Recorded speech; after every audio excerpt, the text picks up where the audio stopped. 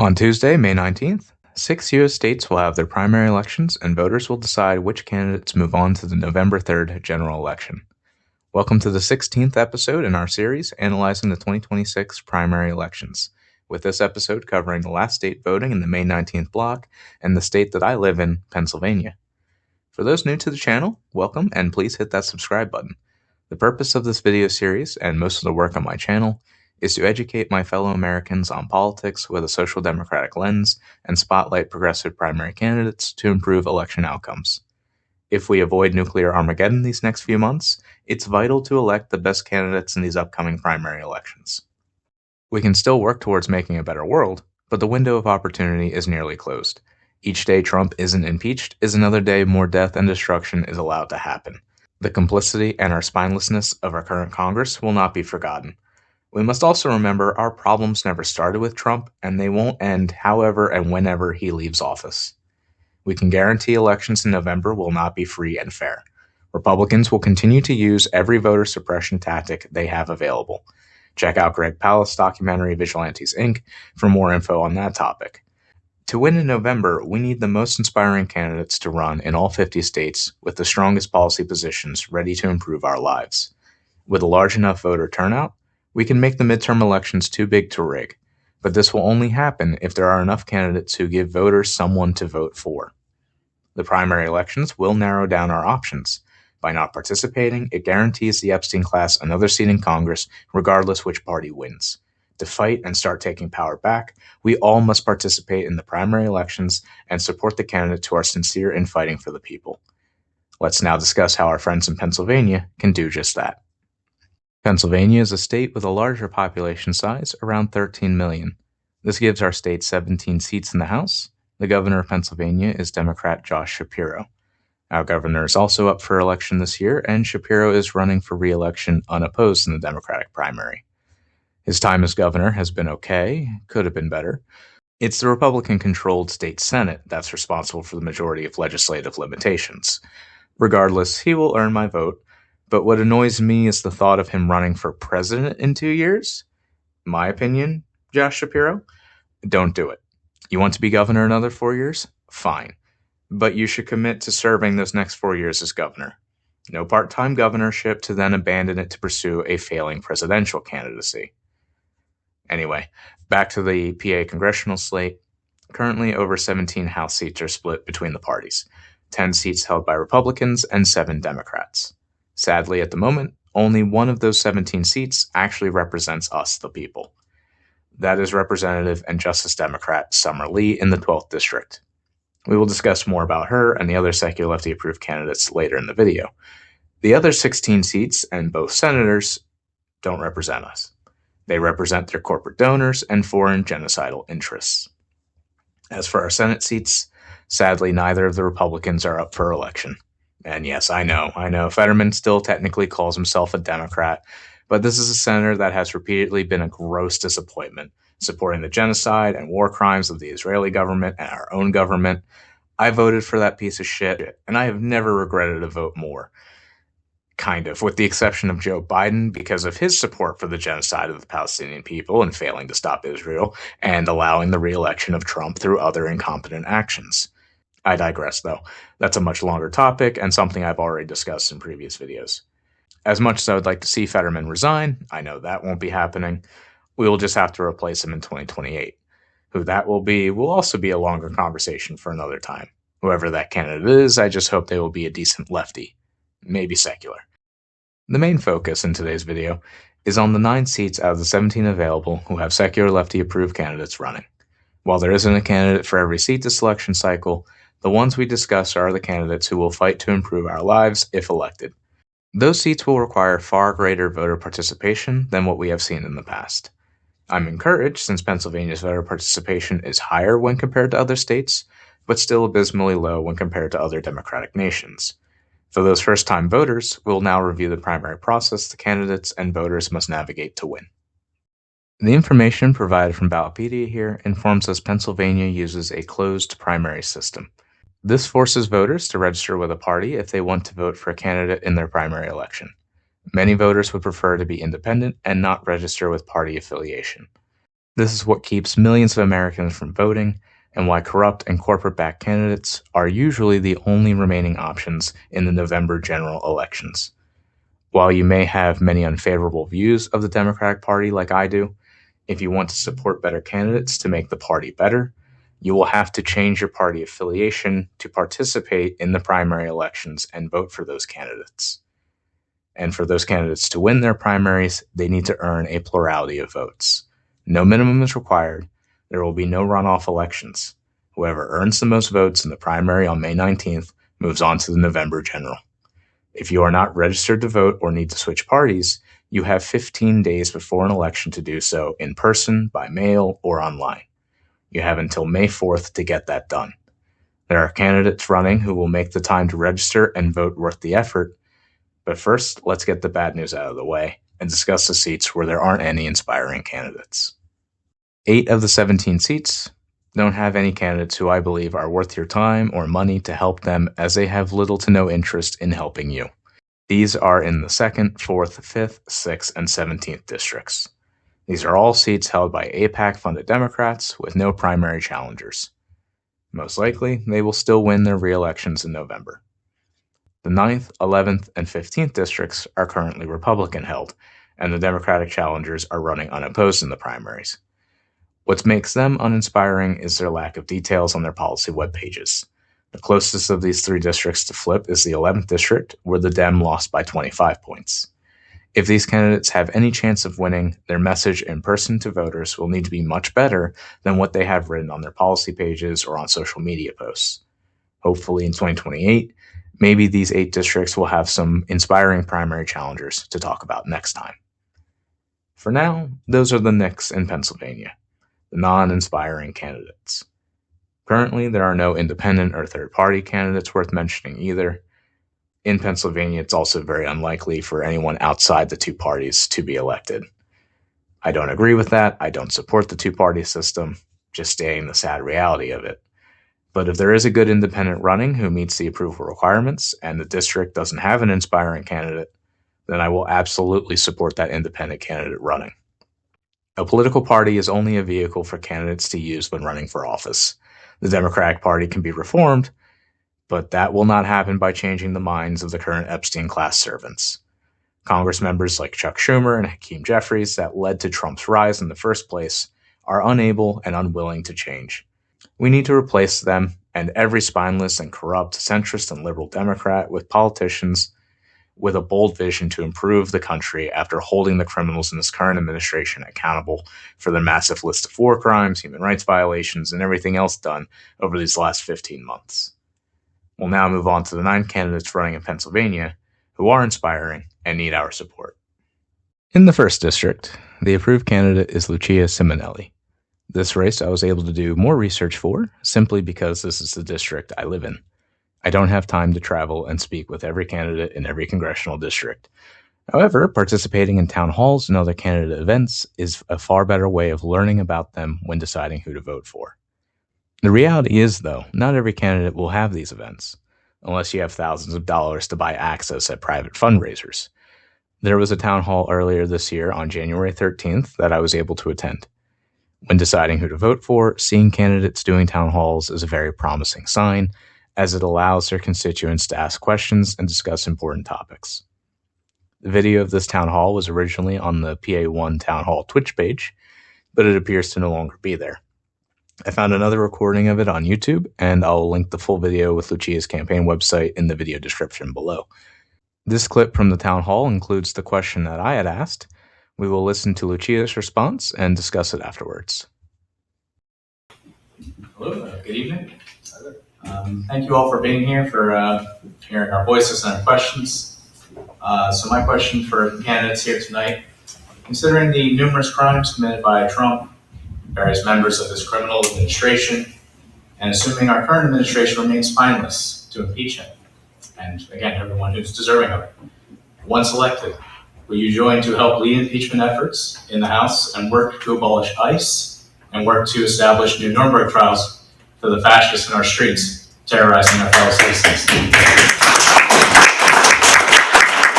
Once all criminals are removed from government, what are your top 3 policy goals you will all fight for? Thank you. Rob, you first. Lucia. I will remind you, impeachment, abolishing ICE, and top 3 legislative priorities. You're going to have 3.5 minutes because you had 3.5 minutes, sir. Thanks.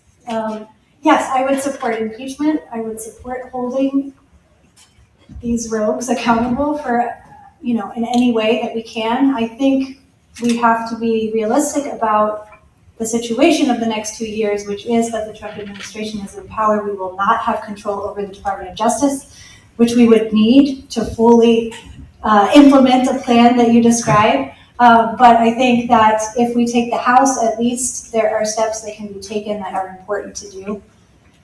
In terms of abolishing ICE, as Rob mentioned, they got a huge budget increase.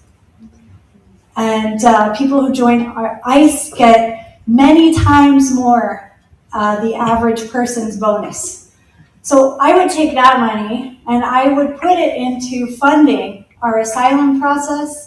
I would restore temporary protected status to make our immigration process work, to let people in that are vetted and that deserve to be here. Top 3 legislative priorities. 3, aspirational or pragmatic? What 3 legislative accomplishments are defining your campaign? Okay. What are you leading with? Okay. One is healthcare. This is the moment. So many people are feeling the consequences of the system we have. Now is the moment to engage people in conversation. Now is the time to talk about Medicare for all. I really think we should be the party leading on that, and I think we can get something done. The second is we need to put back in place the things that the infrastructure bill and the IRA had for green energy and green industrial processes. This is a domestic competitiveness issue. We need to bring back manufacturing, and we need to do it in a clean way because that makes us an economic leader and that makes the cost of goods affordable. So that is definitely a priority for me. And the third, I'm going to go out on a limb here, but what is important to me is science, because I think science underpins a lot of things that we talk about, and it is being cut out across the government. One place that it actually got cut out in the mid-90s was in Congress. Congress used to have a little agency that was nonpartisan, neutral, full of scientists and people that were informed about technology to help Congress people prepare for things like a pandemic or AI. In the absence of that, Congress people now rely on lobbyists to inform their decisions. So I would restore the scientific and technical capacity to Congress so that we have an informed policymaking body to protect us and make sure that we're regulating things appropriately.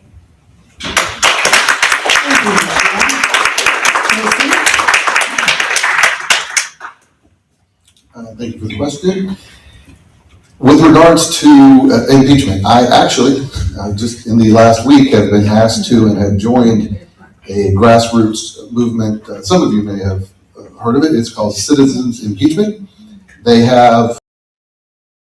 I included that last bit from Tracy because I did appreciate him mentioning citizens impeachment. At the current moment, citizens impeachment is only endorsing candidates in the 3rd and 10th districts of Pennsylvania. We will discuss them later in the video, but I hope they will consider endorsing Lucia as well.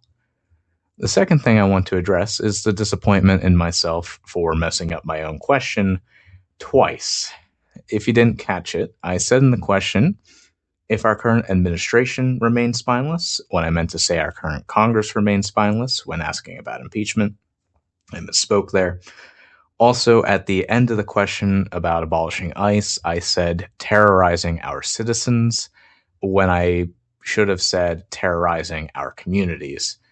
The problem with ICE is far more than just their actions against citizens. Every human being they traumatize in the United States, regardless of documentation status, must receive some form of reparations after this, and ICE must be abolished and prosecuted. If this isn't possible in 2027, then it better remain a top priority for every congressional and presidential candidate in 2028. Lucia's response was acceptable. She does support impeachment efforts, and I liked her answer regarding ICE and reallocating their budget to other important immigration services. though it could have been a better answer.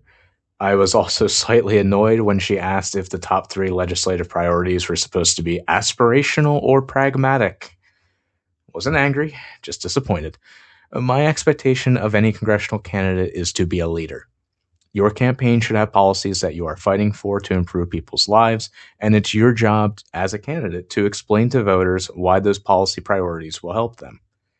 After I clarified by saying what 3 legislative accomplishments are defining your campaign, Lucia gave an excellent response. Number 1, Medicare for all. 2, a Green New Deal. And 3, restoring factual scientific thought to congressional decision-making. All of these excellent policy answers and demonstrates why Lucia is a candidate who understands not only the problems we face, but the solutions we need to pursue to solve those problems and improve lives. There was a second debate that I was not able to attend in person, but I do have another short clip from it. This debate happened back on February 11th. A link to the full video will also be included below. What makes the information in this clip important is how Lucia improved her messaging regarding ICE since the first debate. Lucia, same question. What have we not talked about today that you want to address? Many things. I think one thing is colonialism rooted in racism. I think we're seeing this inside of our borders and outside of our borders. And if we want to rebuild the integrity of this nation, we have to say things as they are. One of those things is abolish ICE. It is too rotten to reform. It is dangerous for us, and we need those resources for a safe and just immigration process. The other thing is that Israel committed a genocide in Palestine, and we have been complicit. And it is high time that leadership says it, because we will not change our actions unless we confront the truth. Thank you. Tom? Now that is a congressional candidate ready to lead and make lives better for those in the 1st District and everywhere else once elected. That is exactly what we need every politician talking about, because as Lucia said, we cannot change our actions until we confront the truth. To expand on Lucia's point further, the point she made is a concept called the imperial boomerang. The United States for decades has now wasted trillions of dollars and murdered millions of people in imperialist wars in the Middle East. We have allowed colonialism to continue through Israel's ongoing genocide of Palestinians, and now the genocide and ethnic cleansing of Lebanese and Iranians as well. Those were also ongoing for years, but we have all seen the recent increases in war crimes by the Israelis. Now that imperialism and colonialism has also turned inward on the U.S. population through the actions of the ICE Gestapo, as Lucia mentioned. Lucia Simonelli, candidate for Pennsylvania's 1st District, has successfully earned my vote. All the other candidates you see in those clips are no longer running. But the one candidate who is still running against Lucia is the corporate-funded candidate selected by the party establishment. Not a candidate who will represent you or me, nor spend his time to speak with voters, as shown by his lack of willingness to engage at the prior town halls, despite being invited to all of them. My guess is he figured no one else would make the ballot, and he would just move on to the general election. Nope. Now, to be fair, there will be another town hall on Monday, April 27th, between this corporate hack and Lucia. And by the time this video is released, might be past that date, so hopefully it'll be recorded and posted somewhere. I'll be curious to know how he campaigns, since he never bothered to show up at the earlier town halls, nor to my knowledge has any social media presence to see how he's campaigning there either. All I have seen is his website, which is just another example in a long list of disappointing, uninspiring candidate web pages. If we, the voters in the 1st District of Pennsylvania, want to flip this district and vote out the top AIPAC-bought congressional candidate in Pennsylvania, then we need to first vote for Lucia Simonelli on the May 19th primary. If you are still not convinced after those 2 debate clips or watching them in full, I have one final recommendation before moving on to the next district. Or, even if you are just looking for another political podcast to watch, go check out the YouTube channel Democracy Dogs, hosted by former congressional candidate and friend of the channel, Rob Strickler. A link to his discussion with Lucia will be included, and I highly recommend you subscribe to his channel. Give a listen to the other guests he has had on, and support another channel that is giving a voice to candidates and other politically engaged Americans who are fighting to improve all of our lives. Moving on to the next districts, I'll be a bit quicker, although I wish I had more time to do better research on all these candidates, like I was able to do for the first district. But I also don't want these videos being 2-hour-long documentaries either. In the 3rd district, this is an open seat, as the 71-year-old incumbent is not seeking re-election. A wise decision. While this race started with over 10 candidates and has since narrowed down to 4, the progressive choice has become abundantly clear. That is approved candidate Chris Rabb, the 5-term state representative for PA 200. His platform page puts my list at the start of this video to shame. There is more to his policies than what is shown here. I would highly recommend you go check out his website. Even if you don't live in the district, let Chris Rabb's platform be an example of what to look for when reviewing other congressional candidates in your areas. I won't go through all the policies, but again, a near alignment with everything I stated earlier and far more. Which is why when looking at Chris Rabb's endorsements, at least at the moment of recording this, he currently has endorsements from 6 of the 10 groups I list in these videos as trusted political groups, and dozens more from other groups, local unions, and individuals. Also technically 7 groups I list, since he is also endorsed by the local Philadelphia DSA. I'm not sure if the national level has endorsed him yet, but I hope they do. He is not running unopposed and is without question the best candidate in this race. Voters in Pennsylvania's 3rd district, do the right thing, support Chris Rabb, and vote for him on May 19th. This is a candidate running in a seat where we can safely say if he wins the primary, he will win again in November. So please, vote for him in the primary and make that happen. Next is the 7th district with approved candidate Bob Brooks, a candidate with a strong background of helping his local communities with his recent work history as a firefighter, union member, and other work discussed more on his campaign site. He meets the requirements on policy and has earned the endorsements of an assorted crew, to say the least. Bernie Sanders and his group, Our Revolution, has endorsed Bob, which is not surprising based on his policies.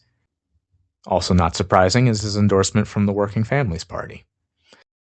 It's the endorsement of centrist Pete Buttigieg and our governor Josh Shapiro that surprised me. I don't really view Shapiro as progressive, and also was curious that since he endorsed in this race, if he'll be endorsing other primary candidates. The reason for this much attention in this district is because of how close the 2024 election was. The seat is currently held by MAGA and AIPAC Republican Ryan McKenzie. In 2024, he only won the district by 1 point, a difference of a little over 4,000 votes that kept the Democratic candidate from winning last time. This year, it's likely to flip no matter who the Democratic candidate is. But once again, blue no matter who doesn't matter if that Democrat supports the same Epstein-class policies that the Republicans do. Bob Brooks is fighting for the correct policies and is uniting both wings of the party behind him. While some may see that as a red flag, the truth is we also need to defeat fascism. With all the evidence I have seen thus far, Bob Brooks is the best candidate and thus the secular lefty approved candidate for Pennsylvania's 7th district. The 8th district is another district that is extremely flippable. In fact, in 2024, this district was held by Democrat Matt Cartwright, who lost by a little over 6,000 votes, or about 1.6 points, to the corrupt MAGA Republican Rob Bresnahan. Voters can flip this seat back, but it also requires a good candidate to earn those votes. In this district, Paige Cognetti is running unopposed, but also a good candidate. She is the current mayor of Scranton, Pennsylvania, winning her first term as an independent and then winning re-election back in 2021 as a Democrat with 71% of the vote. Her policy page could use some additional info and clarifications, but otherwise meets the requirements to be approved. She is a candidate that supports a ban on stock trading and is another candidate who refuses corporate PAC money. Her policies in the next section are pro-union and include other policies to reform our insurance industries. While she is moving on to the general election, along with all the other unopposed candidates, it is still important to vote for her in the primary, show your support, and vote for the other local and state level races as well.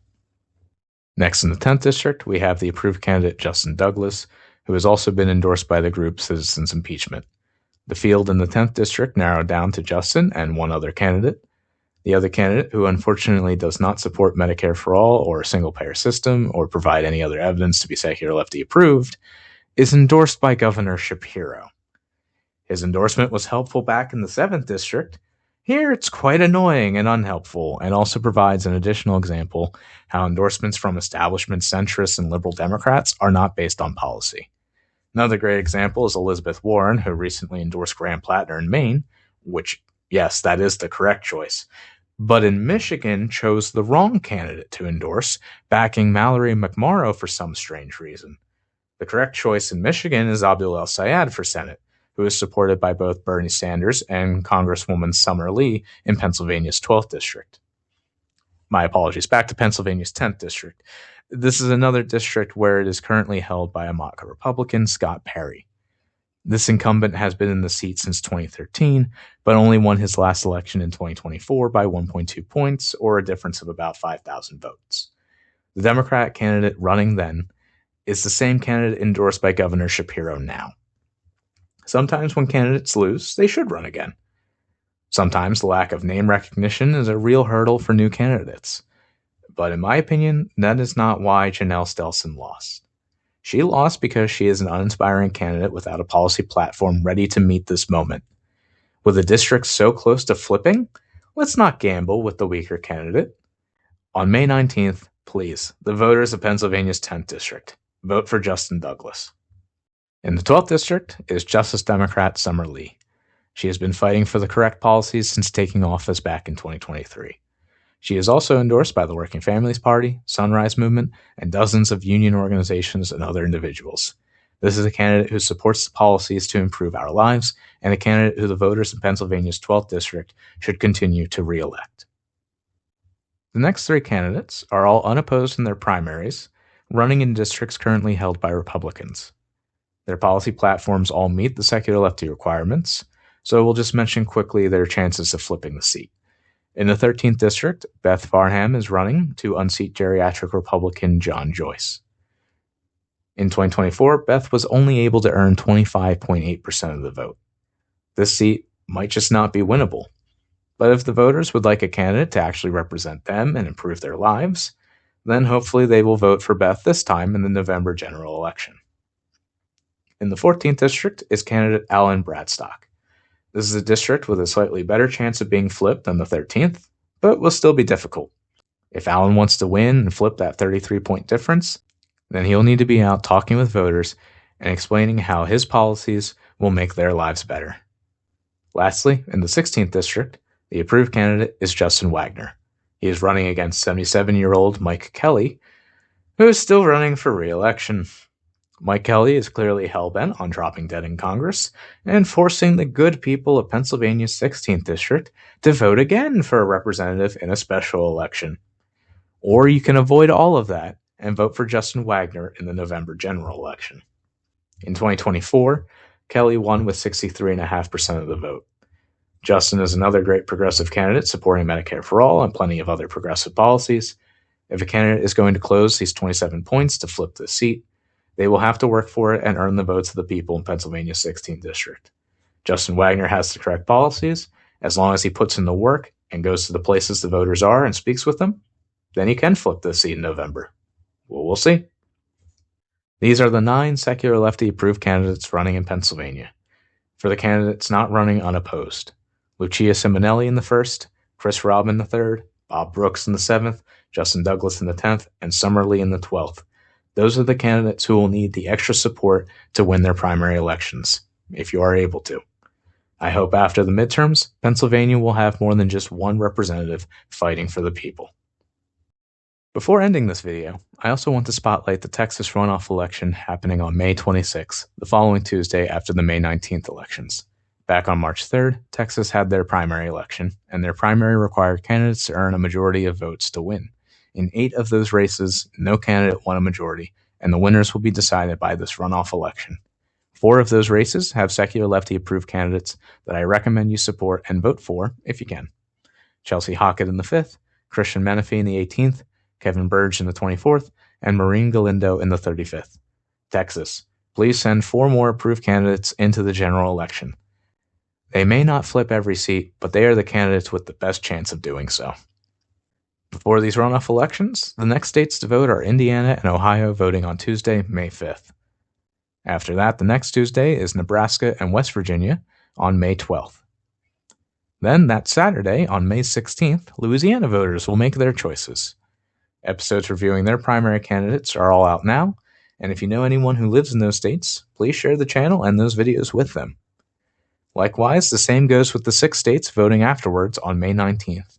Pennsylvania was the final state to review in this block, and will be voting along with Alabama, Georgia, Idaho, Kentucky, and Oregon. I will be taking a moment to make another Secular Lefty chat video and some YouTube shorts to help the candidates in their upcoming elections in early May. The next primaries happening are on June 2nd. Once again, another 6 states will be voting, including California and their 52 districts. I better get started on that research. Be sure you're subscribed and ring that bell to be notified of my newest videos. If you found anything I said in today's video useful, please give it a like and share it everywhere. Together, we can make Americans more educated, and hopefully that will result in better election outcomes. Until the next video, please consider checking out my other work on this channel. Any additional watch time and shares will help the channel reach more people and is greatly appreciated. Thank you again for listening. Take care.